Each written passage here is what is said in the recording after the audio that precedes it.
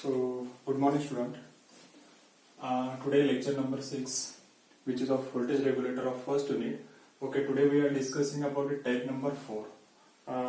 Type number 4. Up to this, we design a voltage regulator, which is in which we are categorize a voltage regulator in type number 1, type number 2, and type number 3. In last lecture, we have discussed about the when the load current is greater than 1 ampere. So that is nothing but a type number 3. In type number 4, we are discussing a case in which percentage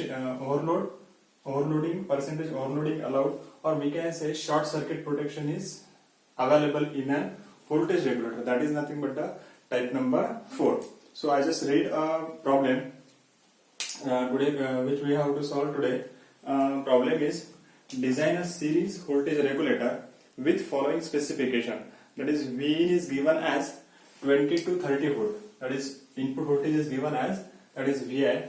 V is given as 20 to 30 volt. Output voltage we required it as 12 volt. IL max, that is maximum load current, is of 200 milliampere, and allowing 20% of overloading is given. It means that if we are having IL max is equal to 200 milliampere, that is the maximum load current, and it allows a 20% overloading, means whatever current is given, that is 200 milliampere, it will be allowed to protect this circuit or work properly by increasing 20% of this maximum load current. That means 20% of 200 milliampere is nothing but the 40 milliampere, because 20% of 100 is 20, so 20% of 200 is nothing but the 40 milliampere. So while designing this circuit, or while designing this regulator, this type of regulator, we have to design a regulator which allows a 240 milliampere current, and it will sustain that current. So that we have to design in voltage regulator. Again, some data is given, that is assume dynamic resistance is of 10 ohm. HFE is given as 50 and 100. That is 50 for transistor T1 and 100 for transistor T2. HFE is also given. Again, we have to calculate the power range of all components and calculate stability factor and output impedance. That is nothing but the problem number 4. Now, when in problem such a type of statement is given, that is allowing 20% of overloading or allowing percentage of overloading, or it is given that a short circuit protection we have to apply for the voltage regulator, that time such a type of problem come under the type number 4. That is type number 4. So simplified circuit diagram for short circuit protection is drawn here, in which additional part for short circuit protection or percentage overloading is this RSC and transistor T3. This is nothing but the extra part which we have to draw in regular voltage regulator. So transistor T1, transistor T2, Zener diode Z1, then R1, R2, R3, RD, and load resistance. This arrangement is already we had discussed, we had solved the problem regarding this. The extra arrangement is nothing but this RSC, that is resistor in series, and transistor T3. Basically, this type of arrangement is used to limiting a current flowing through the load resistance, because here a problem in type number 4, short circuit protection or percentage overloading is given. It means that we have to connect such a component which bears that extra current and protect a circuit from damage.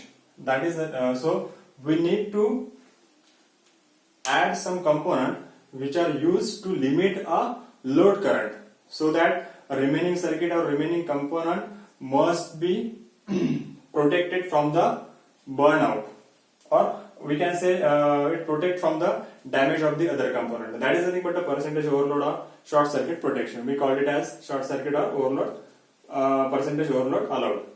So step by step we have to design this.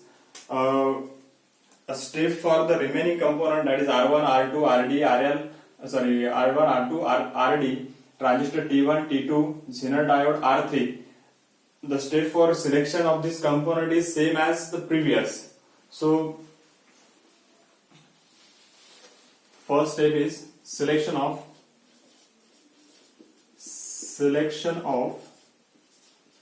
Zener. Selection of Zener is nothing but we know that Vz is equals to VO by 2. So what is the VO? VO is 12 volt. So 12 volt divided by 2. So that is nothing but 6 volt. So Vz having voltage of 6 volt. Then again we have to assume some current. So assume. So this is basically I1, this is RD, and this is IC2, and this is I3. So we are assuming I1 is equals to ID is equals to IC3.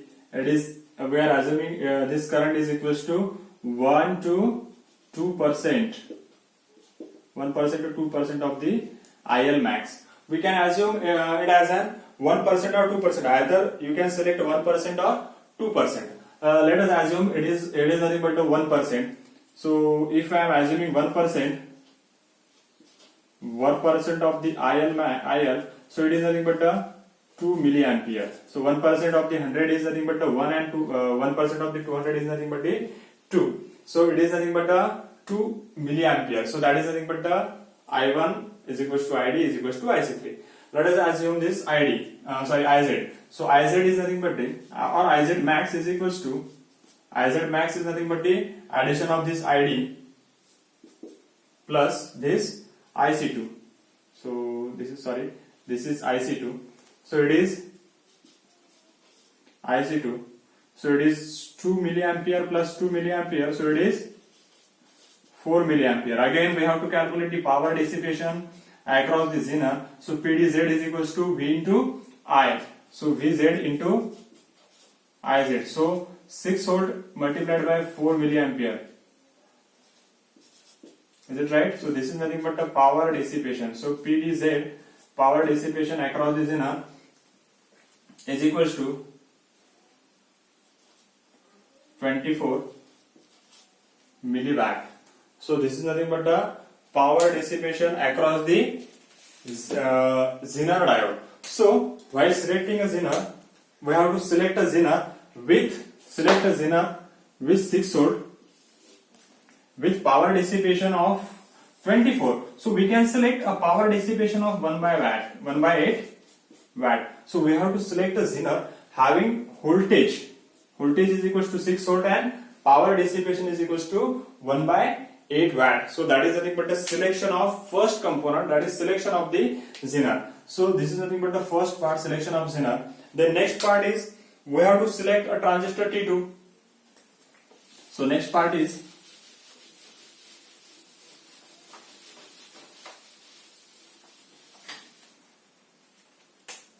next component is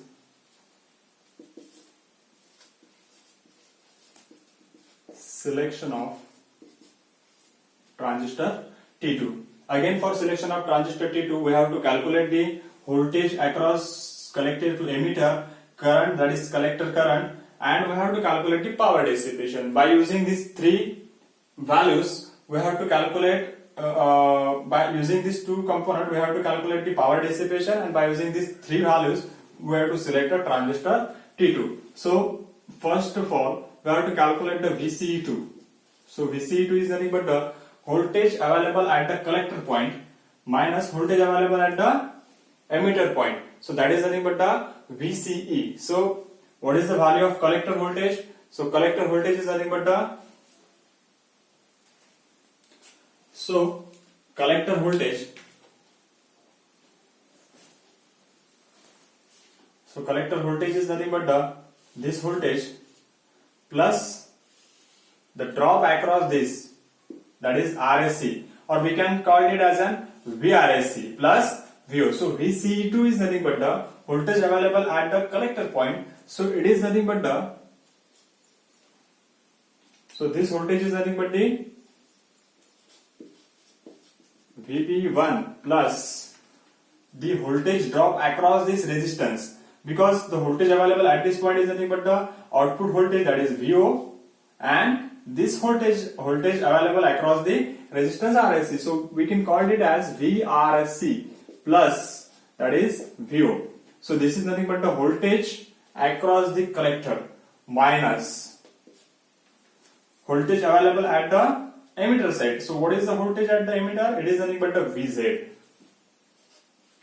Now if you look at the equation, we know the VBE value, we know the VO, and we know the VZ. So we know the three values. Only remaining is VRSC.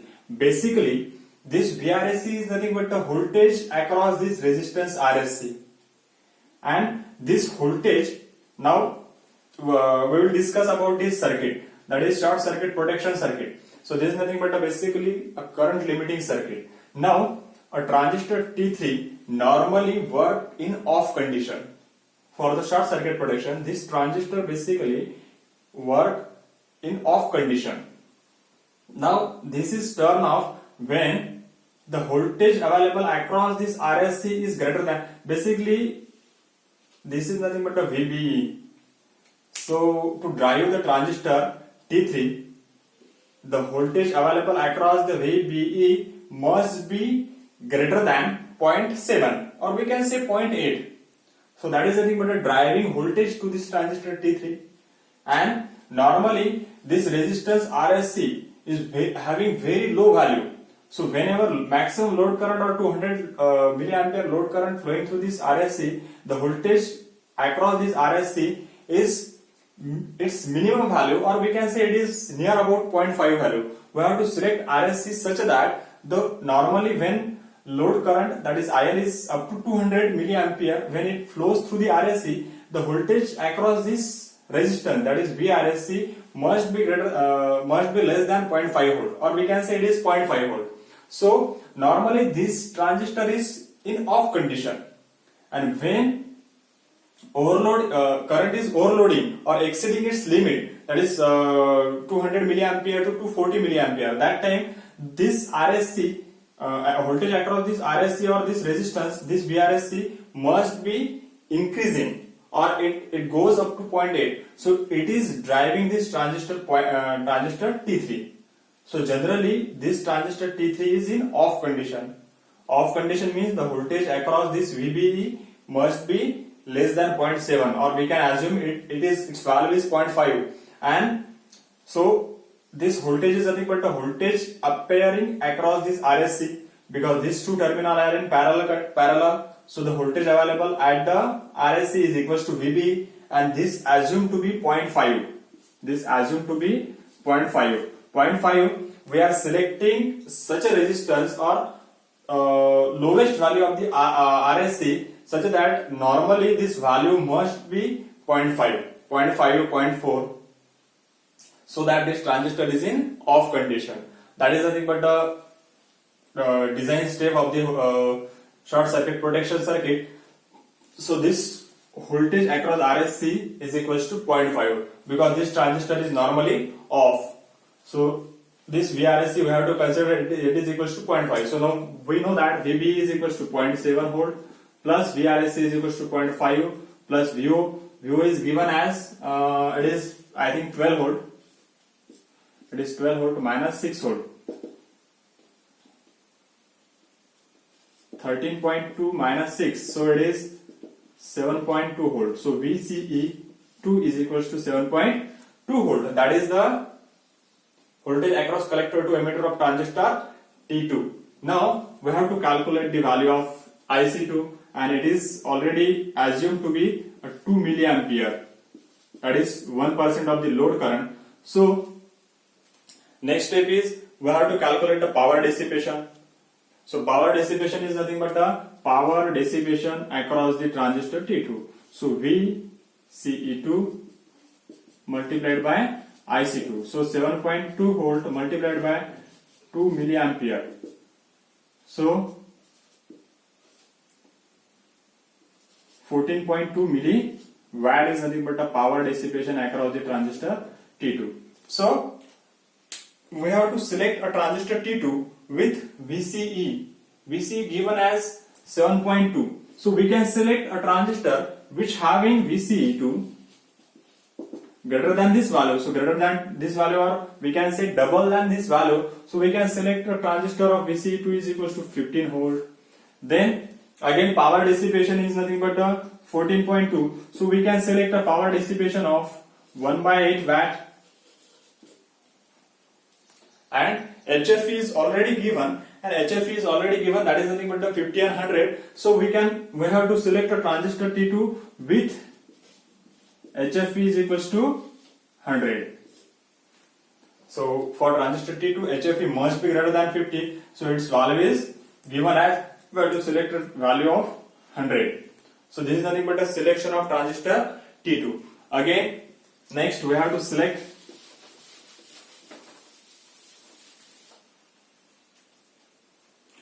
resistors R1, R2 and RD.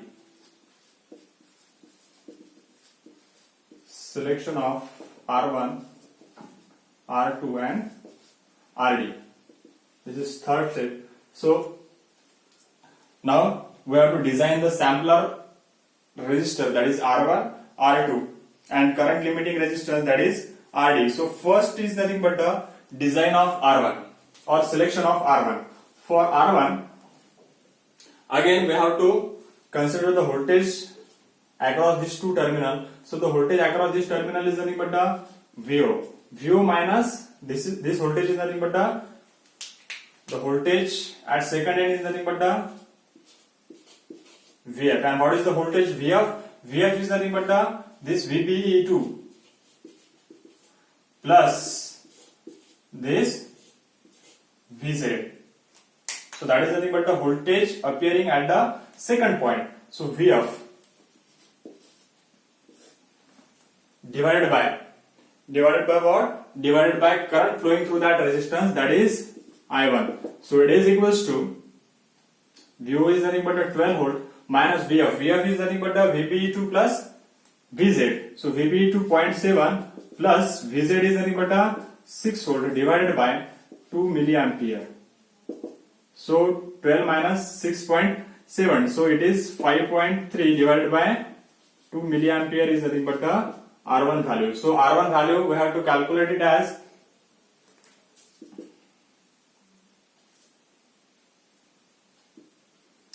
2.65 ohm. So it is kilo ohm. Is it right? So this is nothing but the 2.65 kilo ohm. So that is nothing but the design value of the R1. Now we know the value of current flowing through this. We know the value of resistors. So next step is we have to calculate the power dissipation. Power dissipation is nothing but the power dissipation across R1, that is I1 square into R1. So I1 is nothing but a 2 milliampere. So 2 milliampere square multiplied by the value of resistance is 2.65 K. So this is nothing but the power dissipation. We have to just calculate it. It is nothing but the 10.6 milliwatt. So it is 10.6 milliwatt. So this is nothing but a power dissipation across the resistance R1. So we have to select a resistance R1 is equals to 2.65 kilo ohm with power dissipation of 10.6, means we have to select 1 by 8 watt of resistance R1. Next step to design an R2. Next step is to design an R2.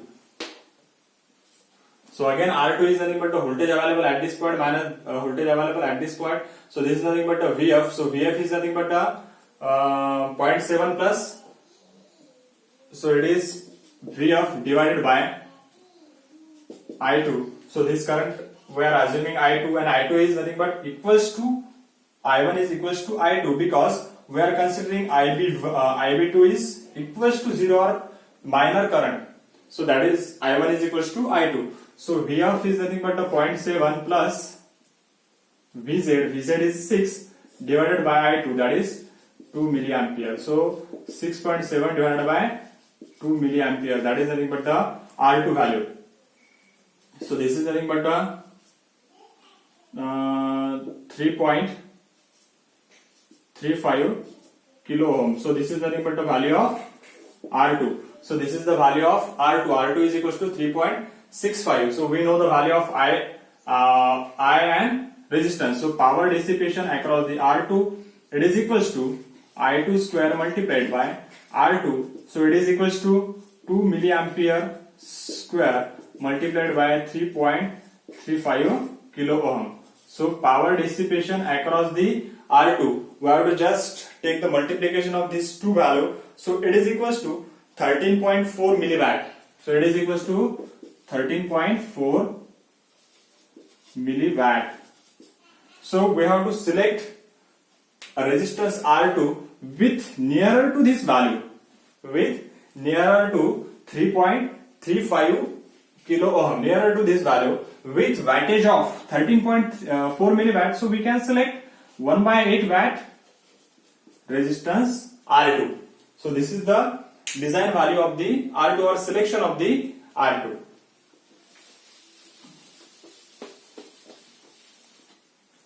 So next step is to select a resistance value RD. Next step to select an resistance value RD. Again RD, similarly, this is VO minus second voltage, that is VZ, divided by ID. So VO is nothing but a 12 volt minus 6 volt divided by 2 milliampere. So it is equals to 6 divided by 2 milliampere. So it is equals to 3 kilo ohm. So RD value is nothing but the 3 kilo ohm. So for power dissipation across the RD, it is equals to ID square multiplied by RD. So it is ID. What is the value of ID? ID is nothing but the 2 milliampere square multiplied by 3 kilo ohm. So this is nothing but the 3 into 2 milliampere square multiplied by 3 kilo ohm. So it is basically 4 milliampere multiplied by 3 kilo ohm. So it is 12 milliwatt. So this is basically